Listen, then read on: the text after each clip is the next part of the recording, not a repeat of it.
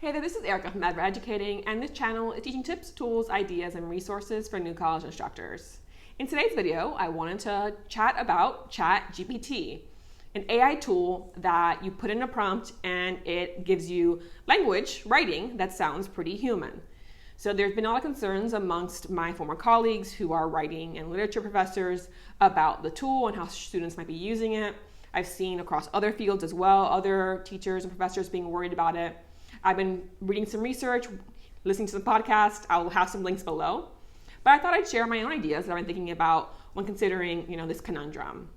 And so one approach you might be able to take or might want to take is a very strict one. Probably not the best plan, but you could potentially have just like, I'm going to create, a policy in my syllabus or on my class LMS that states you are not allowed to use AI to generate writing in this class. Doing so will result in X, Y, and Z. One thing to be clear though, it's not just that it curates writing that they can use, but they can also use it to, do brainstorming and idea creation. So it might not be enough to say you can't use its writing. You might have to say you can't use it at all. So this potentially might be a policy that you want to take and just have a really strict line in your course. So that's one option, of course. Another option is potentially to make clear how you would cite an AI. So as any citation lesson that you would have in your class, you would explain, okay, well, obviously AI writing is not your own writing, so you would have to cite it as you would any other writing that's not your own. So here's how you cite, an APA or MLA or Chicago, direct quoting, paraphrasing, all that you would do when teaching citation. And then you would make clear, like, you'd have to do this for AI writing as well. Since it's not just a writing, you might have, when you're turning an assignment, so one aspect is you'd have to do direct quotes or paraphrasing citations if you're using AI. But you might be using it for other reasons than just the language itself to cite. In that case, you have to turn in an acknowledgement paragraph or whatever that says, I use the AI in these different ways in this project. So you make it really clear, you acknowledge all of the work that the AI did as part of your project. So of course, at this point, you would explain, the expectation is that you are the main voice in your submissions, in your projects. So if the AI is the main voice, that's going to be a major issue affecting your grade, right? So you might have a talk there, just like you would do when you're talking about how much research should be in a paper, for example, how much external citation should be in the paper if they are using AI. So that's a second approach where it's more about citation versus don't do it at all. A third approach would be to start the course with an activity that uses the AI. So kind of having the mystique disappear for students. In this case, you might you work together, or you might just bring something to them like, hey, I put in this prompt, I asked it to do this, here's what it gave me. Let's now analyze this, right? What works well and what works poorly. So maybe the grammar, the syntax, the vocabulary used is at the level of expectation for a college student. The actual information, is all of it accurate? How much of it is inaccurate? So kind of really give it an analysis of something that's written by the AI, so you can kind of show students, you can't expect that you just give it a prompt, it spits this out, and you turn that in, because here are all these issues that we've just seen, right? And again, since it's AI, it's not going to be, putting out the same level if you're doing your own research versus expecting the AI to do it for you. So that's another approach to take, of actually having an activity, showing them the tool, exploring it and exploring its output and the pros and cons of it. So kind of taking that to the next level, maybe you have a whole assignment, right? So that was more an activity, right? We analyze it to kind of show like, hey, it's not perfect. Here are these issues. Here's what it does well in case, you do want to experiment with that. But you might have a whole major assignment. Like, this is a huge conversation topic right now. We're in a writing course, it's all about discussing, writing and practicing it. We're going to do a whole major unit where we analyze AI writing, right? So you're going to write a paper about ChatGPT, right? And so again, at that point, you probably expect them. You will be citing, the AI because it's going to be part of your research. But again, in this case, you're kind of really making clear, that the idea generation and the writing about the tool should be your own, right? So this can be an approach to take as well, to kind of really embrace the potential of the tool and have a whole unit about researching it. What are its limitations? What does it do really well? What are its the potential use, in various fields or in your particular academic field, if they have, all the different majors. So that's, an option as well. So those are a few ideas of how you could potentially, deal with the AI in your classroom this semester. I'm going to go ahead and kind of show you my screen and show you what the output can look like in case you've never used it before. And then, end this video on that note. If you found this video helpful, please click like at this point, subscribe if you don't want to miss out on future content.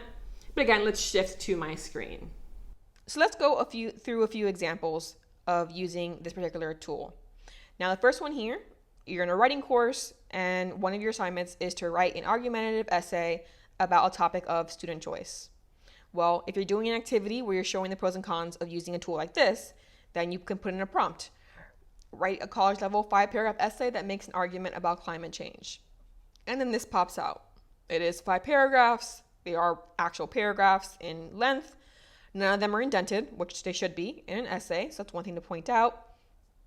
So you can kind of read through it and, again, point out things that work, things that don't work. So from what I can tell reading this, it's grammatically pretty correct. Like, there's no incomplete sentences or run-on sentences, etc.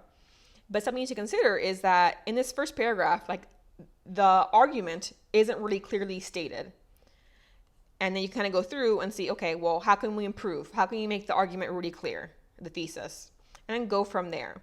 Something that I noticed is that there are no citations. Well, I highly doubt the student knew that the average global temperature has risen by 1.1 degrees since the 19th century. Where'd that come from, right? So that would already be a glaring issue. If you turn this in, you don't have any citations, this paper, can't go forward, right? Well, then potentially, maybe add 3 academic citations to the essay. So now it has a similar start, but they've added in, here's the IPCC, NOAA, more IPCC, UNEP, and so on. Okay, well, this isn't an MLA, which is what we use, so that's something to consider as well. And you can, again, go through, is this actually accurate? Is any of this directly quoted from a website, but not put in quotation marks in this essay? Because that obviously would be an issue. So you kind of go through here, it does have references at the end. Are these appropriate? Why is nothing italicized when there are titles here? This one's even incomplete. It doesn't actually have the complete website that it was retrieved from. So you kind of go through and have an activity. Hey, what's working, what's not working about what's being given. So that's one example here. Now, in another example I mentioned earlier in the video, it can be used for idea creation, for brainstorming. So again, you're in a writing course, student might ask the AI, what essay topics about music are really interesting? Because the teacher knows that I really like music. They might expect me to write about music, but I don't know what the hell to write. So then they have this list. Great. The next prompt might be write a 5-paragraph essay about the cultural significance of the blues, right? And so again, in this case, you would talk to them about, you want to have an acknowledgement, hey, I got my idea for my paper from an AI. This might lead to a larger discussion about if I asked my sister for ideas, I wouldn't have to cite that. Why do I have to cite the AI? And so kind of having a discussion about that as well, right? So maybe you don't need to tell me that because you're right. You could just ask your sister. Or no, you do need to tell me that because of this reason, right? So you kind of go into this aspect as well, the idea potential of an AI. And then a third example for the writing classroom is maybe you're gonna go ahead and do the idea of you can cite an AI because we're gonna have a project that includes use of one. So maybe you have a major unit about primary research. You're gonna interview a human and you're gonna interview an AI about the same topic. And you're gonna write a paper where you kind of explore the answers given between a human and an AI. So maybe the student is going to go ahead and interview a professional volleyball player. And they're going to ask that player, what's the hardest thing about their career? Well, then they ask an AI the same question. And the answer is, one of the hardest things about being a professional volleyball player can be the physical demands of the sport, as it requires a high level of endurance, strength, and agility. Additionally, maintaining mental focus and the ability to perform under pressure can also be challenging. Other difficulties can include dealing with injuries and the competitiveness of the sport to secure and maintain a spot on a team or roster. Okay, so that can apply to basically any professional sport as far as I'm concerned, right? So very vague answer versus what a human might give. Was a human's answer very vague too, or not? Was it very focused, the human's answer? They talk about one thing only versus here are 3 different things that might be a reason for the sport to be hard, right? So they can kind of really interrogate the differences, the similarities between a human and an AI when doing primary research. So that's an idea as well. Now, a couple thoughts about literature courses, since I taught those too. I asked about the Giving Tree. Very common, very well-known book. So write a 3-paragraph college-level essay making an argument about the Giving Tree. In this case, it's 4 paragraphs for some reason. And again, kind of reading through it, the Giving Tree isn't italicized. In this case, it isn't even capitalized. It is the right author, right? It is the right book. But one thing that's interesting here is it's not an argumentative essay. It's basically a compare and contrast. Because it has, okay, well, one argument of the story is this. Another argument is this. Here are my thoughts, right? So it doesn't really have any actual analysis of specific scenes from the book to prove its point. So again, if a student were to give you this, then you would say, well, you haven't actually done the assignment because this is not an argumentative essay. And there's no literary analysis going on in this essay whatsoever, right? So that's an example as well. And then one thing that the tool says is that, they don't have accurate information. Their information is more limited to things that are post 2021. And so in this case, I asked about a more recently published picture book, right? So write a 3-paragraph essay about Bella's recipe for success. Well, what it gave me, this must be an imaginary Bella because it's not about the book whatsoever. And so I clarified, it's a picture book. Great, it tells me it's a picture book, but it's still not accurate at all to the plot of the story. So potentially you're teaching literature. If you're teaching recent literature, this might not work at all for them because it doesn't actually have the information needed to write an essay about recent literature. So that can be a workaround too if you're worried about it. Assign recently published, work. But even with an older work, right? So the picture book Dragon Loves Tacos was published in 2012.